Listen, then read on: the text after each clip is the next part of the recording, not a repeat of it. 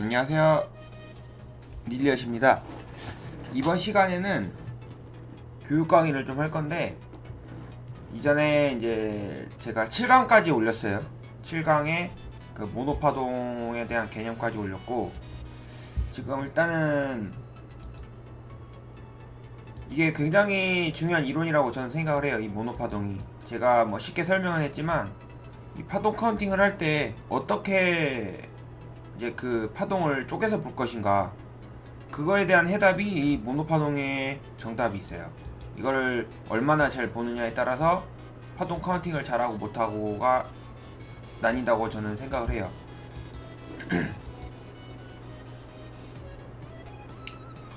그리고 일단 여기서 뭐 제가 생각했을 때는 안 중요한 건 없는 것 같아요.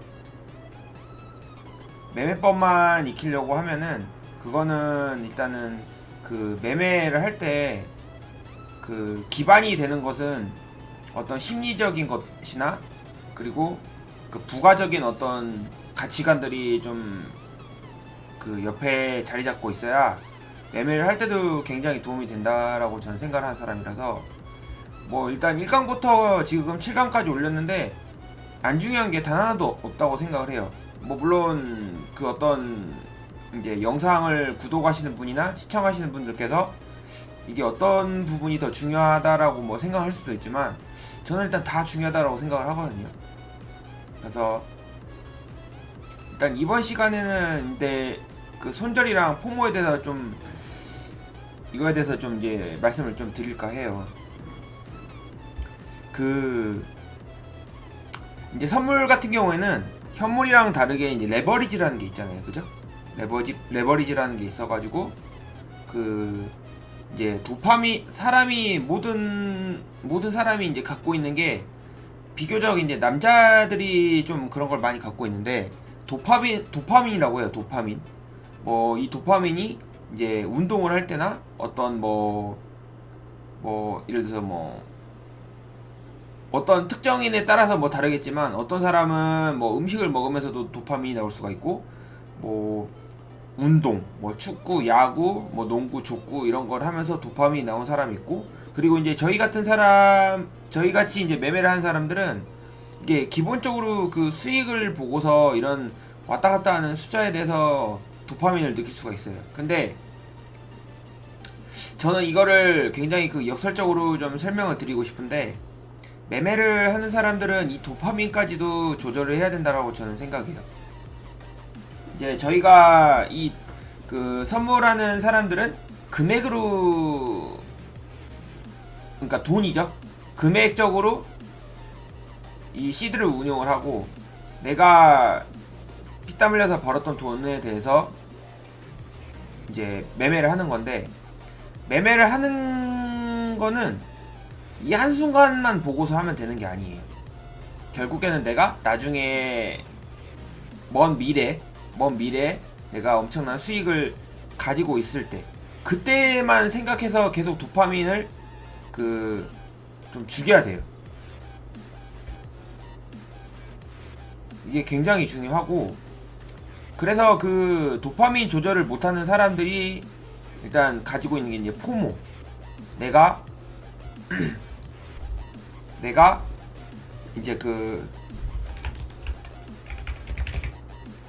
그러니까 지금 현재 포지션을 들고 있지 않으면 뭔가 불안하고, 내가 누군가는 이제 가지고 있는데 내가 포지션을 안 갖고 있기 때문에 뭔가 좀 심심하다. 꼭 무조건 포지션을 갖고 있어야 내가 재밌고 인생이 재밌다, 이런 건 아니라는 거죠. 그 제가 이제 뭐 차트 분석을 하면서 영상에서도 계속 언급하고, 그리고 제가 비밀방 분들한테도 계속 언급을 하는 게 있는데, 특정 금액에서 내가 분석한 곳에서만, 자리에서만 타라. 이게 굉장히 중요하다. 근데 뭐 물론 이렇게 중요하다라고 언급을 해도 결국에는 뭐 하고 싶은 대로 하긴 하겠죠. 물론 하겠지만, 일단은 제가 이거에 대해서 뭐 엄청난 공을 들이고 매매에 있어서 시간을 많이 쓴 사람이기 때문에 좀 저를 믿으셔도 되는데, 일단은 이 포모에 대해서도 스스로 감정적으로 조절을 할 줄 알아야 돼요. 만약에 뭐 예를 들어서 그런 게 있잖아요. 뭐 술이나 담배나 뭐 물론 저는 뭐 담배는 안 하지만 그 이제 술은 먹는데 술도 예전에 잠깐 끊었던 적이 있었어요. 끊었던 적이 있는데 그게 뭐 술이나 담배를 뭐 특정 방법이 있어서 그걸 끊을 수 있는 게 아니잖아요. 그냥 그걸 그냥 끊어야 되기 때문에 끊는 거죠. 근데 그거를 가장 쉽게 끊는 방법이 뭐냐면은 그 술에 대한 어떤 나쁜 감정이나 이런 걸 다 담아내시면 돼요. 내가 술을 먹으면 내가 뭐 몸이 상하고 뭐 조만간 내가 뭐 암에 걸려서 뭐 죽을 수도 있다. 그러니까 이건 극단적인 얘기지만, 그러니까 이런 극단적인 거를 좀 넣어야 된다라는 거죠. 아니면은 뭐 긍정적인 걸 넣을 수도 있어요. 뭐 내가 예를 들어서 뭐 술을 안 먹으면 뭐 내가 그 한 번 안 먹는 동안 내가 뭐 1000만원씩 쌓인다. 예를 들어서 그런 어떤 비이상적인 가치관을 심어서 이제 하는 방법인데, 이 포모도 똑같아요. 이 포모도 내가 극단적으로 어떤 가치관을 넣으면 돼요. 아, 내가 포모를 하면 지금까지 내가 뭐 24시간 365일 피땀 흘려서 벌었던 돈을 쉽게 잃을 것이다. 이거를 계속 강압적으로 생각을 할 수밖에 없어요.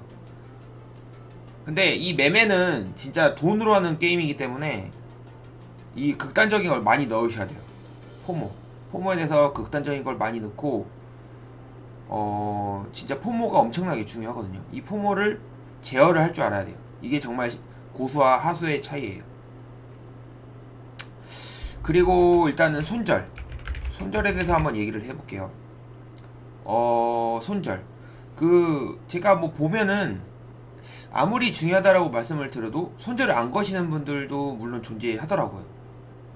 이게 뭐 자기 주관적으로 일단 매매를 하니까 뭐 그거에 대해서 뭐 이해는 하지만, 제가 예전에 선물 시작할 때 초반을 생각해보면 저도 뭐 사람이고 제가 뭐 그렇기 때문에 그 포모랑 손절을 이제 포모도 굉장히 느껴서 무조건 포지션을 들고 있었어야 됐었어요. 근데 어느 순간 깨달았어요. 포모가 롱이든 숏이든 무포든 모든 세 가지 포지션이 다 포지션이라는 거죠. 무포지션이면은 내가 뭐 수익도 안 입지만 손실도 안 입는다, 이런 긍정적인 생각을 할 수가 있는 거예요. 손절은 일단은 이 손절이 굉장히 또 중요하거든요.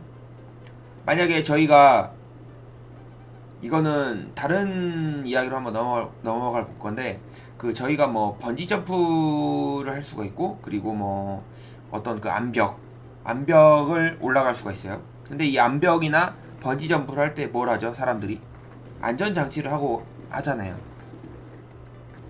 그 저희가 낙하산 위에서 비행기에서 떨어지는데 안전 장치 안 하면 어떻게 돼요? 그냥 죽죠. 그리고 뭐 암벽 등반 할 때도 안전 장치를 안 하면 죽잖아요. 근데 이 선물도 똑같아요. 선물도 어떤 지탱하는 그게 있어야 되는 거예요. 그게 바로 손절이거든요.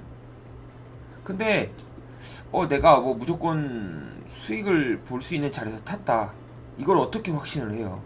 저도 확신 안 하고, 저도 무조건 진입을 할 때 손절을 한단 말이에요. 손절 라인을 걸고, 내가 예상한 구간이 아니면 무조건 손절을 하겠다, 이렇게 저는 생각을 한단 말이에요. 그리고 일단 제 경험인데, 한 그 자리에서 손절이 2번 터졌다?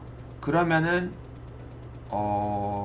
파동 카운팅이 잘못됐거나 아니면은 그 자리가 다르게 넘어갈 확률이 있다라고 보시면 되지 않을까, 저는 일단 그렇게 생각을 합니다, 여러분들. 그래서 이 손절이랑 포모는 굉장히, 제가 지금 뭐 간단하게 얘기하는 것 같지만 정말 중요하고, 이 포모에 대해서도 스스로 제어를 할 줄 아셔야 돼요. 그리고 손절도 내가 진입한 구간에서 손절이 그러니까 내가 생각한 구간이 벗어나면 손절을 하겠다, 이거를 항상 그 기준과 가치관을 가지고 진입을 하셔야 됩니다, 여러분들. 뭐 진짜 피눈물 흘리지 않게, 그거에 대해서 뭐 흘리지 않게 이제 영상으로 좀 담아냈는데, 제가 뭐 많은 경험을 하고서 이렇게 영상에서 말씀드리는 부분이 또 있어요.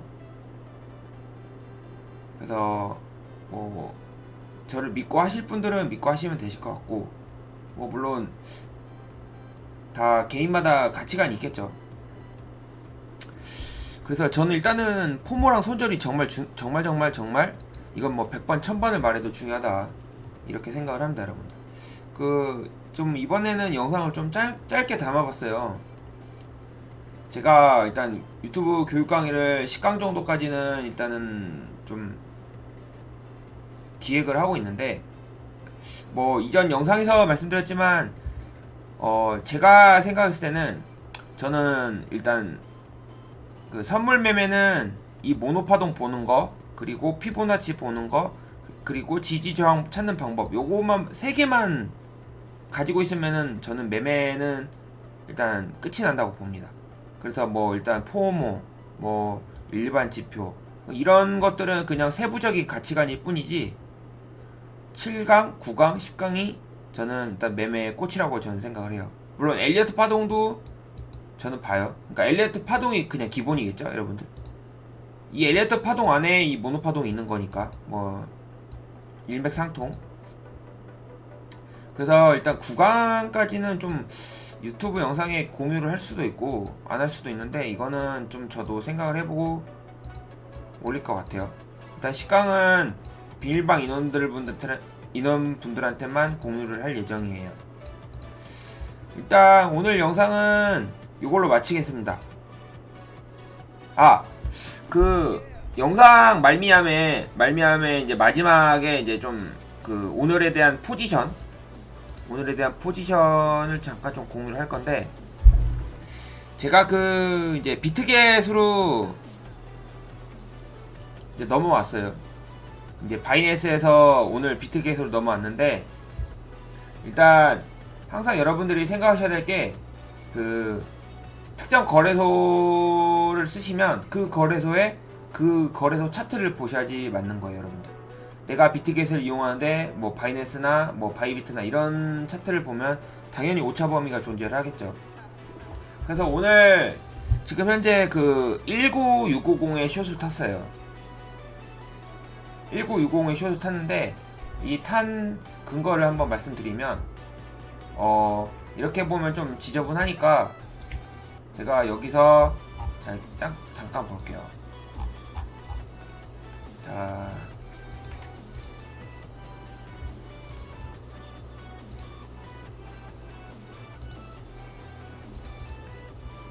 여기서 일단 382가 나왔죠. 382 구간이고,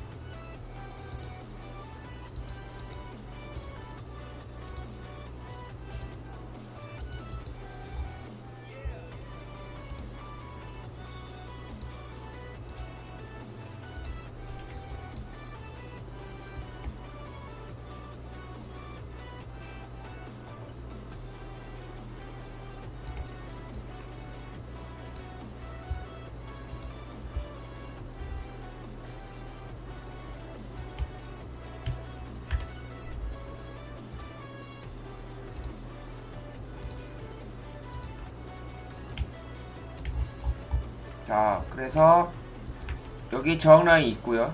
이제 저항라인은 여기서 형성이 됐고, 그 다음에 여기서 382 라인이랑 이 피보나치에서 걸려가지고 저는 숏을 탔습니다. 19650에. 물론 이게 뭐 위로 뚫릴 수도 있다라는 거는 저는 무조건 항상 감안하고 하는 상황이라서 좀 아셔야 돼요.